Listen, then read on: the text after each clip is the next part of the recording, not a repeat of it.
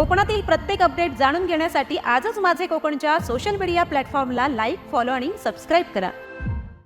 रत्नागिरी जिल्ह्यात सुरू असलेल्या मुसळधार पावसामुळे चिपळूण तालुक्यातील परशुराम घाटाच्या पायथ्याशी असलेला सवत्सडा धबधबा ओसंडून वाहत आहे। निसर्गरम्य दृश्य पाहण्यासाठी पर्यटकांची मोठी गर्दी होत असून धबधब्याचे मनमोहक रूप सर्वांचे लक्ष वेधून घेते।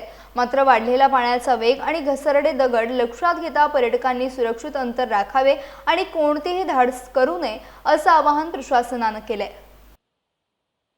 हिरवे कोकण हे नंदनवन, इथे फुलांचे लाख सडे, ताटमान अभिमान आमचा सह्याद्रीचे उंचकडे। या सह्याद्रीच्या कड्यामध्ये वसलेलं हे सुंदर कोकण आहे आणि कोकणातल्या चिपळूणमध्ये आपण आहोत।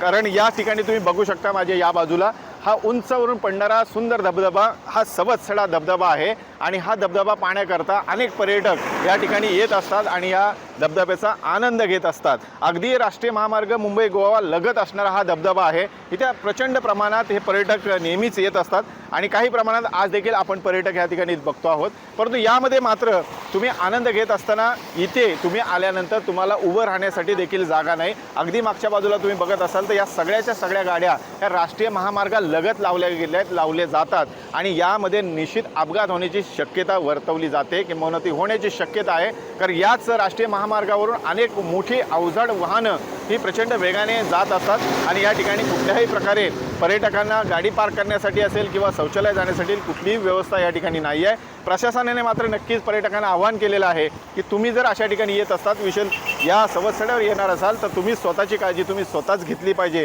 अशा प्रकारचं आवाहन या ठिकाणी प्रशासनाकडून केलं गेलं आहे। बाळू सनगरे, माझे कोकण, चिपळूण, रत्नागिरी।